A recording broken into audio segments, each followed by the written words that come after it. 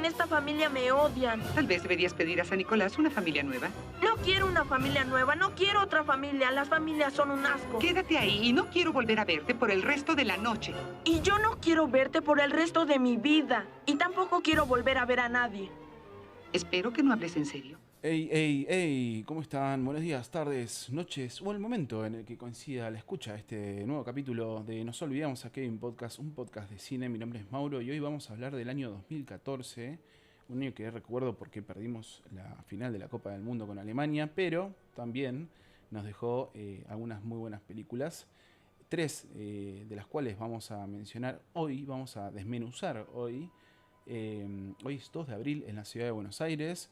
Hace una semana que estamos completamente signados bajo la humedad, en un padecimiento continuo y terrorífico, pero también siendo 2 de abril quiero hacer un pequeño paréntesis para recordar a aquellas personas que participaron en el año 82 de la Guerra de las Malvinas, aquellos jóvenes que perdieron la vida en ese momento, los que volvieron y también padecieron la tortura de la guerra, y por supuesto a todas sus familias. Un reconocimiento eterno para nuestros veteranos.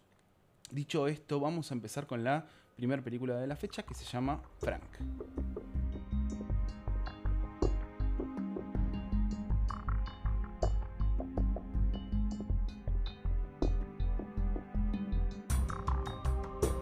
Muy bien, vamos con Frank. Frank es una película que se conoció con este nombre en todo el mundo. Comedia, drama, música es el género. Duración 95 minutos, poco más de hora y media. Puntaje de IMDb 6.9, lo que es bastante bueno. El director es Lenny Abrahamson, que hizo entre algunas producciones conocidas Room, La Habitación, en 2015. Y también hizo Normal People en una miniserie del 2020, la tengo para ver, entre otras producciones de menos conocimiento. Dentro del reparto principal tenemos a Michael Fassbender como Frank, tenemos a Domhnall Gleeson, que es John, y a Maggie Gyllenhaal como Clara. Después, bueno, obviamente otros participantes de la banda que vamos a mencionar más adelante. Costo presupuesto de esta producción, $1.6 millones, una película bastante independiente. Recaudación apenas $2.2 millones. Lugares de filmación, se filmó en Dublín, en Irlanda, en las montañas de Wicklow, también en Irlanda, en Albuquerque, Nuevo México, y algunas escenas en Austin, en Texas. Vamos a la peli. John es el Colorado, ¿sí? El personaje principal. Es un flaco que no tiene mucho talento aparente, por lo menos para la música, y está buscando su verdadera inspiración para convertirse en una persona popular. Es lo que más quiere en la vida. En paralelo, en esta búsqueda de ser popular, sube absolutamente todo lo que hace a Twitter, y la verdad que a la gente no le interesa mucho, por lo menos en principio. A este actor, a este Colorado, lo tenemos por la película Ex Machina, que es un peliculón de Alex Garland, y también es el protagonista de la infame secuela de The Office, The Paper, que salió creo que el año pasado. No me acuerdo si el año pasado, pero la verdad que no me la quiero acordar. No sé si alguien la vio.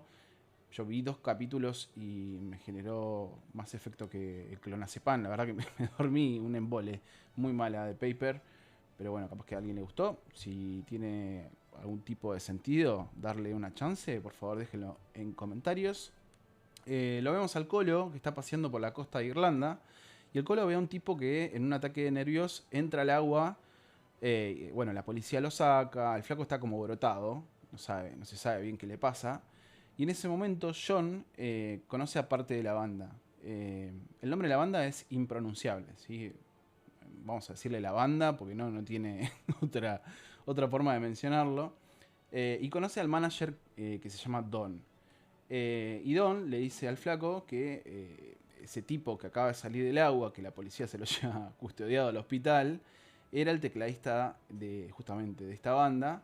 Así que John se ofrece a suplirlo y ya está, ya lo tenemos. Lo invitan a participar de un concierto esa misma noche. Así que va y lo conocen a todos. Así que voy a mencionar a cada uno de los participantes de esta banda. Tenemos a Nana, que es la batera. La flaca es directamente un potus no aporta nada en la película. François es el guitarrista, es un sujeto bastante peculiar, al cual no se le entiende nada porque habla todo en francés, y salvo que sepa francés no va a aportar absolutamente nada a la película.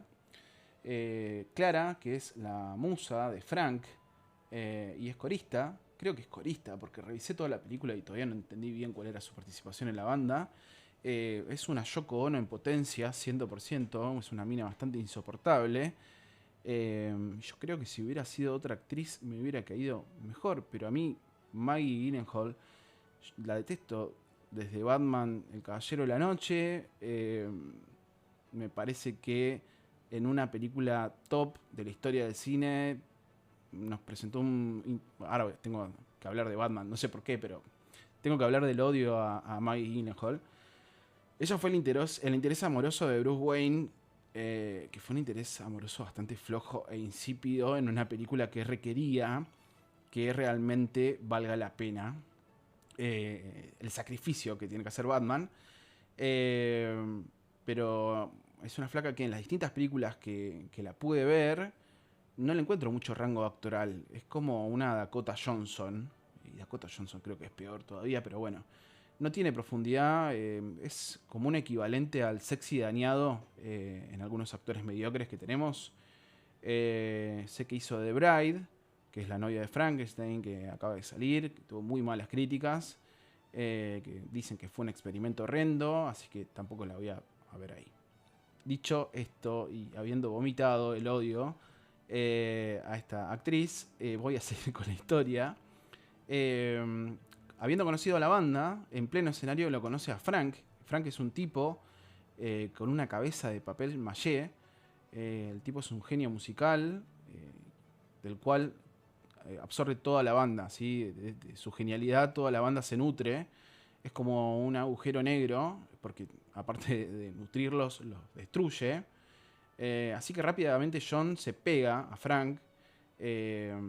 John es un personaje principal que nos cae bien porque es un perdedor, porque encuentra en esta banda la oportunidad para crecer musicalmente y personalmente, y porque Frank lo termina inspirando. Así como que nos da cierta ternura, cierto regocijo verlo intentar, por lo menos. Es un flaco que tiene un laburo monótono y aburrido, como la mayoría de los laburos, y le llega justamente la invitación a tomarse unos días para tocar un fin de semana con la banda. Así que se van al campo, pero eso que aparentaba ser un fin de semana musical se convierte en una instancia indefinida para hacer un disco. Le terminan mintiendo y no era un fin de semana, sino que nos vamos a quedar varios meses acá hasta que saquemos un disco. Esta peli tiene mucho de Sing Street, no sé si la vieron, por favor háganlo. El tema es que salió después, Sing Street. Sing Street es una película que tiene mucho más corazón y más poesía.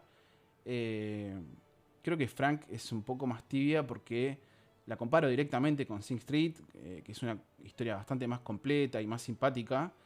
También tiene algo de Yesterday, que es una peli inglesa sobre un mundo que no conoce a los Beatles y un compositor bastante mediocre que mágicamente sí los conoce y se termina siendo mundialmente famoso porque hace covers justamente de los Beatles.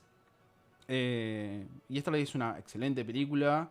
Y también hablando de los Beatles, esta película la relaciono con Across the Universe, que es una película muy hermosa, maravillosa, que bueno, que también justamente es una historia de amor que transcurre con covers de los Beatles. Es preciosa, así que Frank está ligada a Sing Street y Sing Street está ligada a Yesterday y a Across the Universe, que son todas películas, creo que son todas películas inglesas y todas películas musicales. Dicho esto, Frank tiene también ciertas vibes a Lars y la chica real, esta película de Ryan Gosling donde el protagonista se inventa una realidad en la que una muñeca de tamaño real es su novia. Es una película bastante incómoda, irreverente. Quizá comparte el contrato con el espectador de que hay algo que está fuera de lugar y se ocultan problemas psicológicos más profundos de lo que parece en la superficie. Pero bueno, también les recomiendo que vean Lars y la chica real, que está Ryan Gosling, que bueno, nada, Ryan Gosling justamente en este momento está lanzando una superproducción espectacular, así que está en boca de todos. Seguimos con la película transcurre en medio de esta convivencia complicada. Son todos personajes bastante excéntricos, están todos atomizados en la necesidad vital de absorber lo que Frank tenga para darles. Creo que es una película que le falta potencia femenina. Es una película muy testosterónica. No sé si existe esa palabra, pero creo que se entiende el concepto. John intenta, bajo torturas mentales, diría, componer, y cree que en la profundidad de sus sentimientos, en la angustia, va a encontrar esa inspiración. Pero cuando parece que la encuentra y le muestra a los participantes de la banda, a los integrantes de la banda, consideran que el chabón es un tecladista básico y nada particular. No es tan excéntrico como ellos. Todos lo desprecian bastante, excepto Frank, que termina siendo bastante amable con él y lo quiere ayudar. De hecho, como que se retroalimentan en cierto punto. Lo importante es que en el transcurso de la peli surge la oportunidad de hacerse conocidos, quizás se hagan famosos, y en una especie de boicot controlado, la banda, pero particularmente Frank, prefiere el anonimato a la fama. La verdad que es esperable en una persona que vive con una cabeza de papel maché puesta todo el tiempo. Muy curioso eso. Lo otro importante de esta película es que en el camino de la inspiración, John se convierte en un protagonista bastante egoísta. Un poco perdemos el interés en él porque podemos empatizar con un perdedor, pero es difícil empatizar con un tipo que se comporta como un hijo de puta, así que nos cuesta un poco. Y hasta ahí llego. Como siempre, no voy a spoilear el final, por lo menos en estas películas que no son históricas, porque me interesa que las vean. La película sube en intensidad, sube en oscuridad, permitiendo a John gestar una especie de redención, entre comillas. Pero el mensaje es claro, o sea, crecer y dejar de lamerse las heridas, dejarse de joder con delirios y máscaras, hacerse cargo de lo que sos y sentís, de tus carencias, tus problemas y tus miserias, porque esas cosas también te hacen ser lo que sos. Creo que es una muy buena peli para ver con amigos, para debatir sobre lo que pasa y los motores de cada uno de los personajes. Pero principalmente es una buena película para intentar no romantizar los problemas psiquiátricos y hacerse ver. A ver, es una película que habla mucho de la depresión y la depresión es tratable, así que nada, vayan a terapia. Frank es un personaje que, si bien es muy pintoresco y muy gracioso y divertido, tiene muchos problemas y justamente es rascar un poquito para encontrar que el chabón tiene agorafobia, tiene ansiedad social severa, tiene algo de trastorno del espectro autista, obviamente tiene psicosis. No es casualidad que se invente un personaje para vivir la vida, porque literalmente esa careta lo salva de todas las dificultades que no quiere encarar. Dicho esto, creo que dije que íbamos a empezar desde la película de menos a más. Yo creo que tiene mucho para dar Frank, tiene mucho para analizar, tiene mucho para pensar, Nada, es una película que quizá cuando la terminas de ver decís, bueno, estuvo bien, pero son ese tipo de películas que te quedas pensando un par de días después, y por eso les digo, es una muy buena película para ver con amigos, en pareja o en familia, porque realmente es una película que da para charlarla. Así que los invito a ver Frank y vamos con la segunda película de la fecha. Vamos a hablar de una película de terror que se llama It Follows.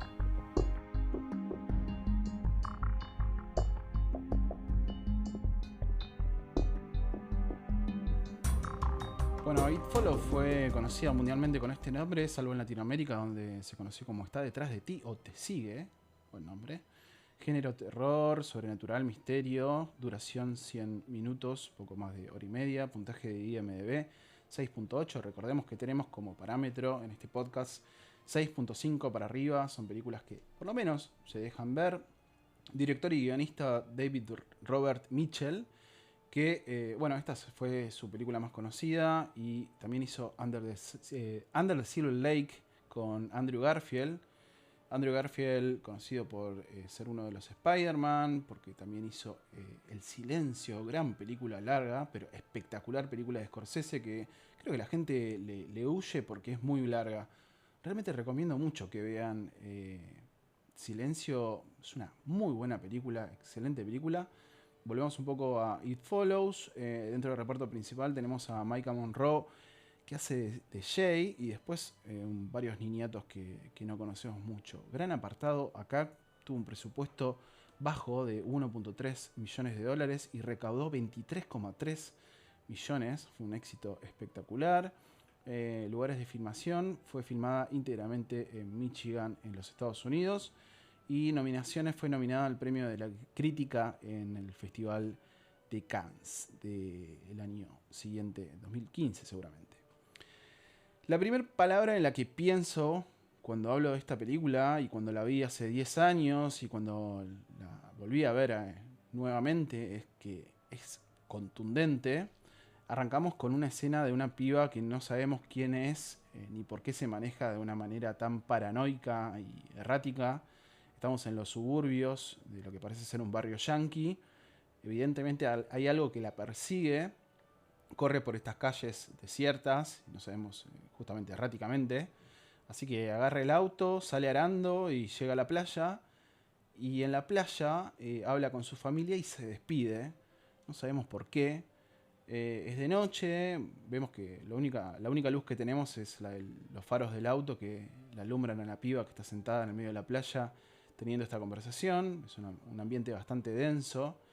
Tenemos un corte absoluto y en la escena siguiente pegado a esto, ya es de día y la chica aparece completamente desmembrada en esa misma playa donde la vimos despedirse de su familia.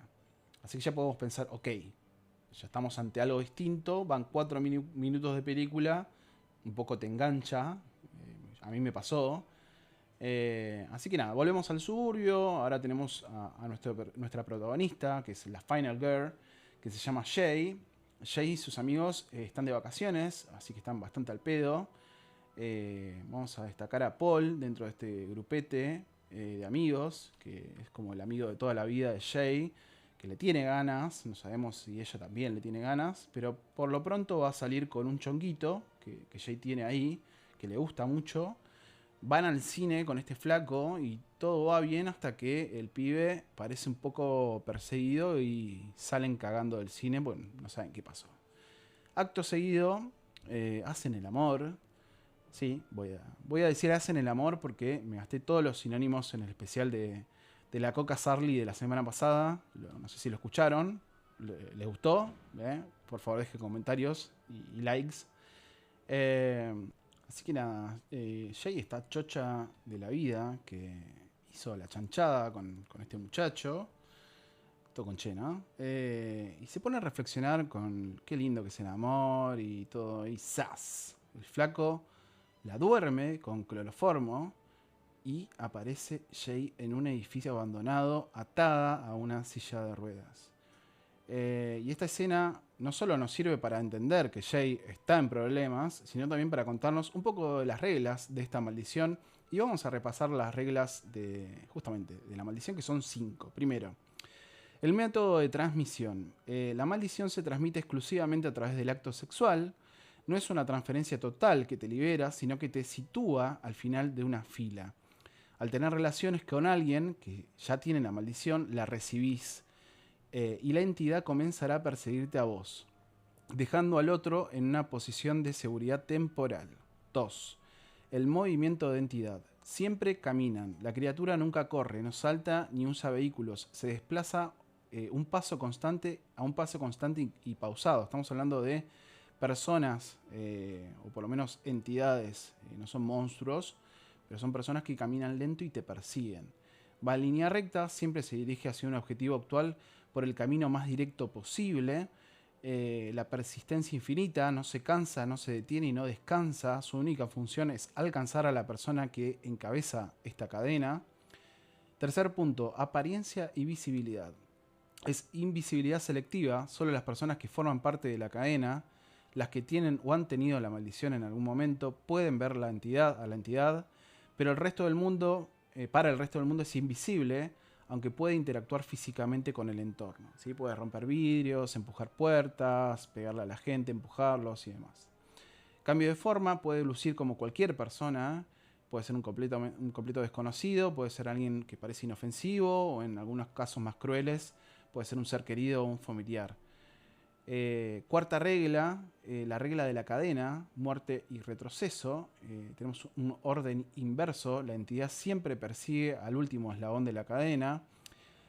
Si la criatura alcanza su objetivo y lo mata, no se detiene, inmediatamente vuelve a perseguir a la persona anterior que le pasó la maldición. El objetivo final, si logra matar a todos los integrantes de la cadena en orden inverso, la maldición presumiblemente vuelve a su origen o busca un nuevo inicio. La quinta regla es, ¿se puede detener? No existe una cura definitiva. Pasar la maldición a otra persona no te libera para siempre, solo te ponen en un segundo lugar de la lista. La resistencia física, aunque se lo puede disparar o golpear, la entidad parece ser indestructible o capaz de regenerarse. Dicho esto, comienzan, y durante toda la película tenemos una serie de peripecias en esta aventura de que no me mate la entidad, y Jay y sus amigos intentan escapar de esta maldición. Al principio Jay se muestra bastante escéptica con el tema, pero cuando empieza a vivir en carne propia el daño mental y físico que le genera la entidad, se preocupa muchísimo. Algo de la película a destacar es el uso de la cámara, que está muy bien. Vemos algunas tomas que alientan ese espíritu persecutorio que tiene It Follows, que es paranoico, justamente lo que propone la película es una persecución constante. Tenemos tomas en movimiento muy cerca del personaje, donde apenas podemos ver qué pasa detrás suyo, y justamente detrás de ellos es donde acecha la maldad. Qué peliculón, ¿eh? Podríamos hacer un especial de terror argentino. Vamos a hacer un especial... El próximo capítulo va a ser un especial de terror argentino. Vamos a ver dónde acecha la maldad, vamos a ver El Escuerzo y, bueno, La Virgen de la Tosquera, que acaba de salir en HBO Max. Quizá Aterrados de Rugna también puede ser, así que, bueno, dale, vamos con eso. Me estoy respondiendo mentalmente. Vuelvo a It Follows. Es una película 100% inmersiva, si bien el contexto es inofensivo de, che, estoy en un barrio perfecto en las afueras de Estados Unidos, de un barrio de los Estados Unidos, nos da cierto cobijo, pero eso se pierde con lo macabro y atroz que puede ser esta entidad persiguiendo a la pobre flaca. Incluso ese contraste hace más vívido el terror que propone justamente la película. Lo que parece apacible se rompe y se destruye con una fuerza demoledora y pasa en segundos. No voy a spoilear obviamente el final, pero los pibes buscan muchas formas de deshacerse de eso, de esta entidad. Es un intento constante de escapar. Realmente es una muy buena película de terror. Recuerdo que fue una de mis favoritas en 2014. La verdad que la recomiendo mucho si no la vieron. Es una peli de terror que también me parece que es una muy buena película de terror para ver con amigos, porque tiene algo de... la van a atrapar, me da miedo, pero también me divierte.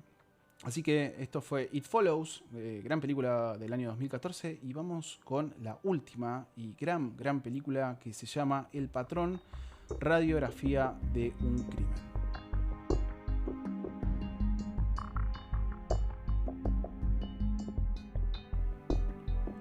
El Patrón, radiografía de un crimen, es una película justamente del año 2014, aunque se estrenó en Argentina en el año 2015. Género drama, crimen, thriller psicológico. Duración 99 minutos. Puntaje de IMDb 7.6. Muy buen puntaje.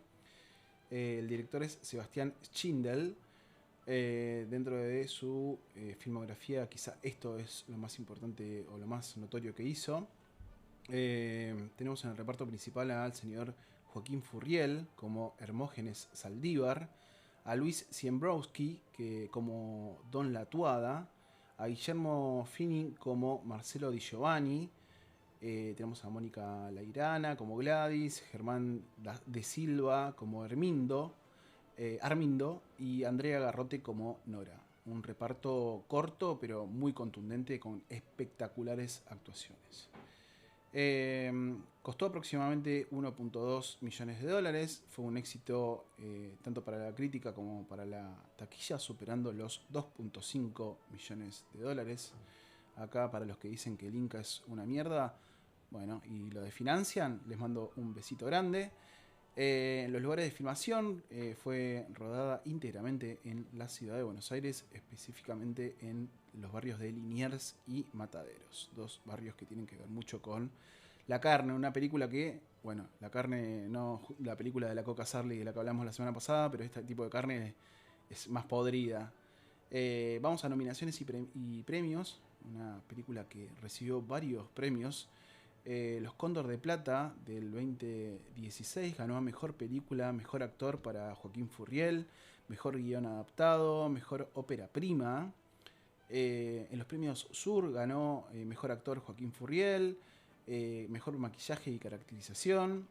Y en el Festival Internacional de Guadalajara ganó el Premio del Público y al Mejor Actor para Joaquín Furriel. Antes de arrancar con la peli, quiero destacar el trabajo de justamente Joaquín Furriel con una transformación increíble.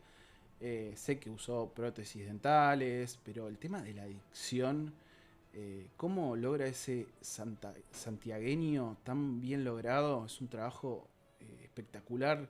También hace un trabajo con el cuerpo en su andar, en la postura sumisa. La inocencia de los ojos que tiene es realmente emocionante verlo en esta actuación.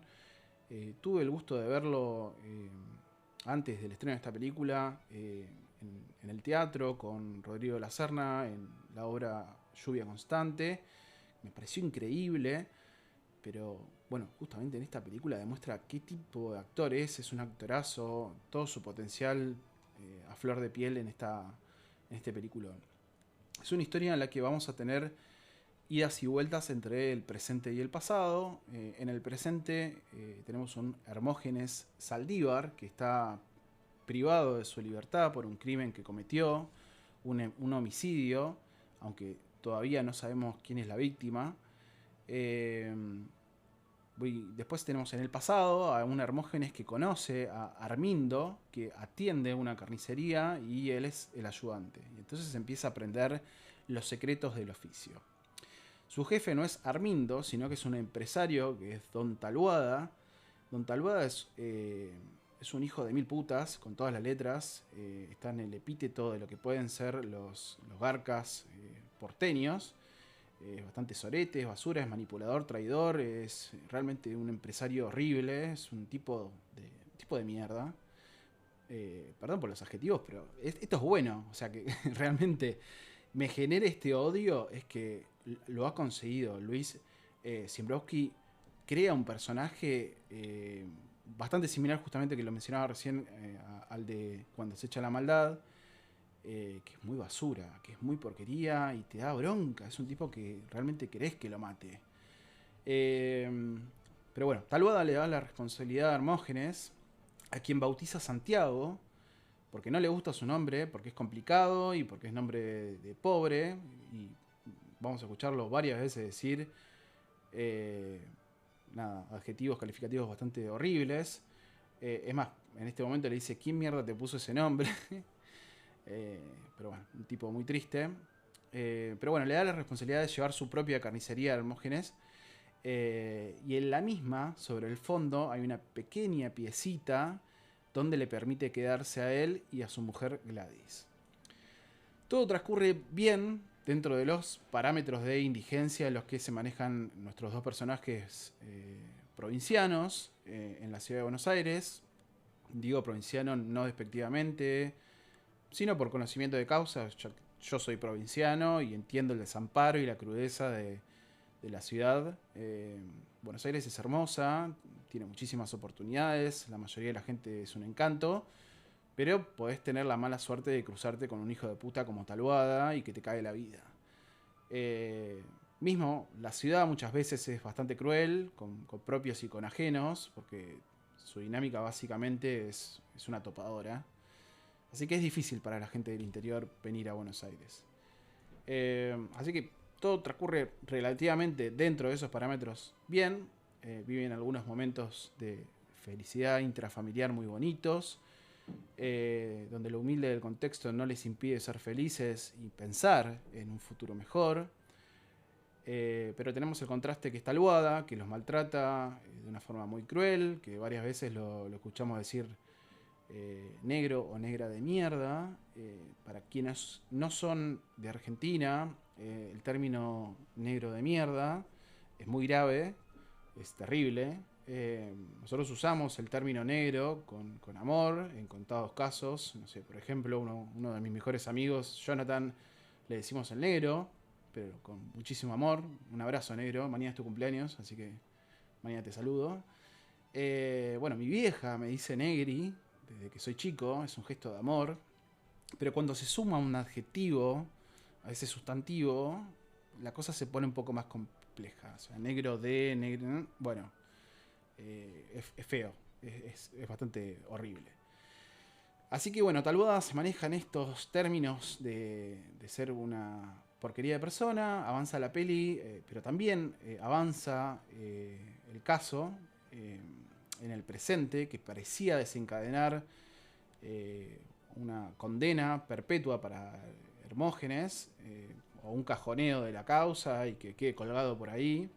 Pero en un acto del destino aparece el abogado, que es Marcelo Di Giovanni, y ante la injusticia del tratamiento del caso, decide defenderlo. El chabón tiene sus propios problemas personales, tiene una hija chiquita, yo creo que también ahí se ve reflejado, porque más adelante Hermógenes va a ser padre. Se ve reflejado en esa situación, justamente en el cuidado de la familia, y por eso elige defenderlo, y por eso toma esta causa con tanto valor. Porque también acá tiene que negociar internamente. Acá también vemos los tratados de la justicia y muchas veces justamente es un thriller policial, podemos decir, de juicio, y vemos todos esos entramados que en la norma de las personas no conocemos, pero sabemos que existen y que bueno, justamente son inherentes a esta profesión. Es interesante entre los diálogos de abogado y protegido que Hermógenes le dice: la vida es un destino a cumplir. Y efectivamente, obra del destino de este ángel protector que salió a su cuidado le da una oportunidad de por lo menos defenderse.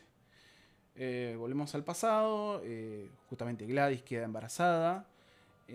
Taluada sigue maltratando a esta pobre gente, pero particularmente a Gladys, lo que a Hermógenes le molesta muchísimo.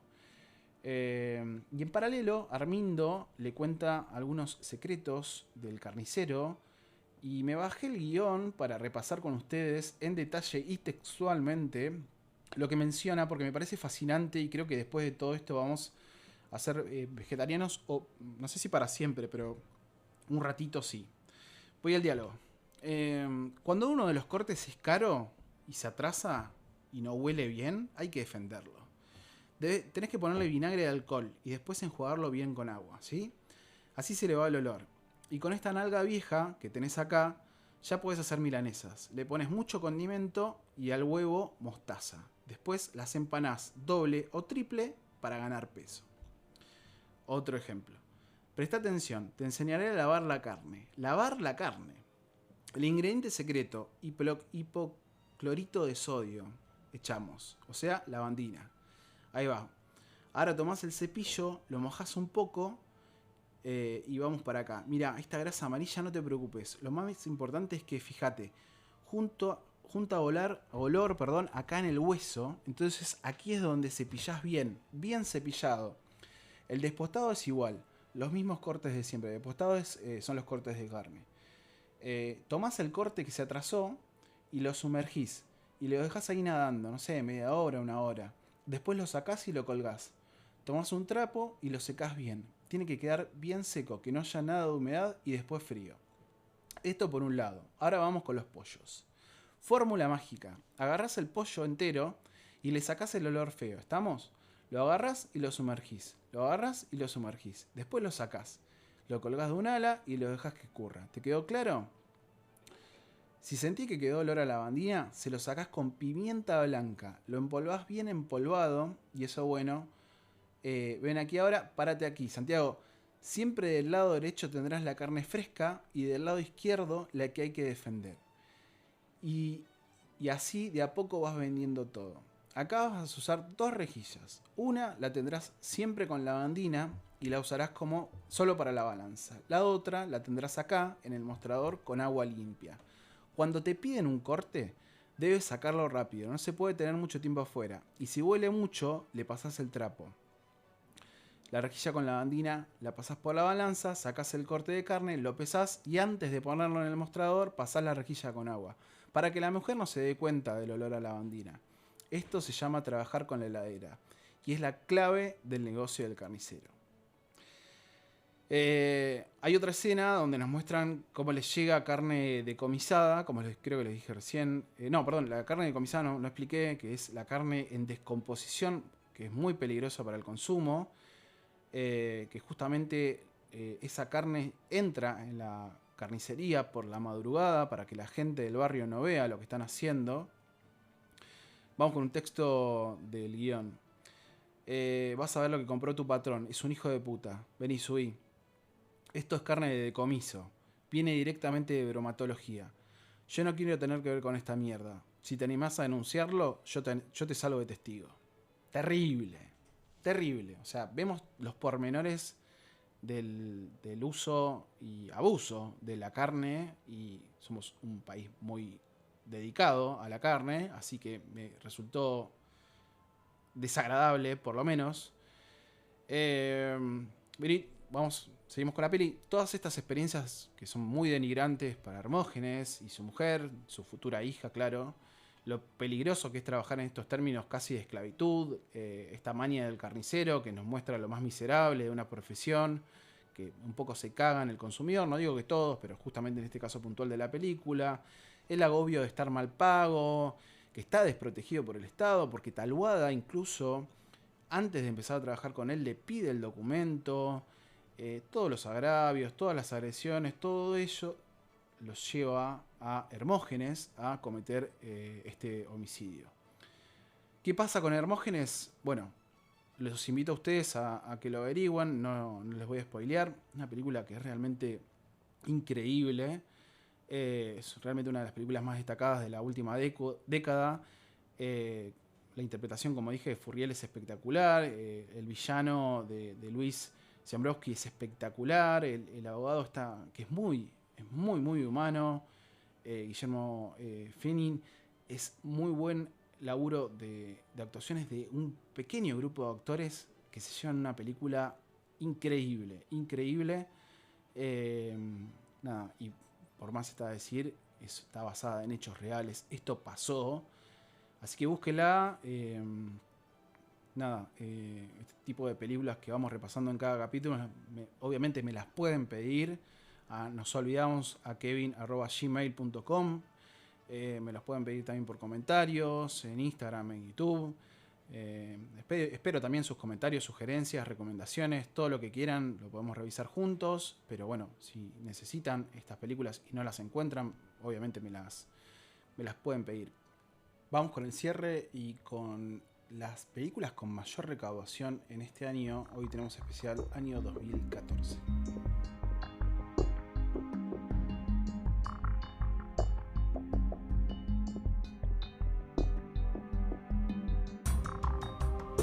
Para cerrar el capítulo de hoy vamos a hablar de algunas sorpresas. Realmente no tenía esto en la cabeza. En el año 2014, las 10 películas de mayor recaudación.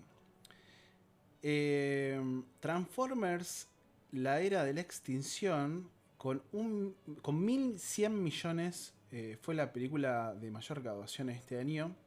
La segunda, con 960, fue El Hobbit, la batalla de los 5 ejércitos, 2 películas que no vi.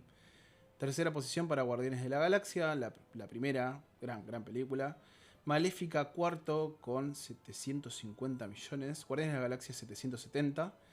Después tenemos Los Juegos del Hambre, la última parte, la parte 1 y 2, creo que era el final de Los Juegos del Hambre. También con 750 millones. 750 también para X-Men Days of Future Past, los días del futuro pasado, una película bastante entretenida. Tenemos en séptima posición al Capitán América, el The Winter Soldier, con 7.14. Dawn of the Planet of the Apes, el planeta de los simios, 7.10.